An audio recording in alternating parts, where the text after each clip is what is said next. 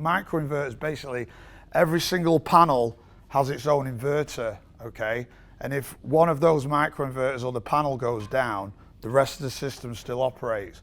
A lot of companies are using string inverters still, so everything goes back to one box. So if that big box goes down, then the whole system goes down. Then you're paying Duke and Tico again, which is, you know, you don't want to do that, because then you're going to be screaming down the phone like, hey, my system's down, what's up with it? You know, you're paying a power bill then, and then if you took out a loan, you're paying a loan and a power bill at the same time. So if you've got like 40 panels on the roof and one panel goes down, then like I said, you're going to have an app to monitor this system as well, so you can see how each and every individual panel is performing.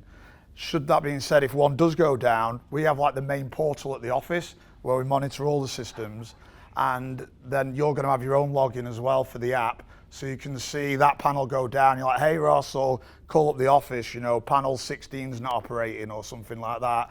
We come straight out, we're going to test the panel, we're going to test the microinverter, and whichever one it is covered by your warranty anyway, so we'll send out a new one, and then the entire system's are still operating, so you're not going to have to worry about paying a power bill after that as well at the same time.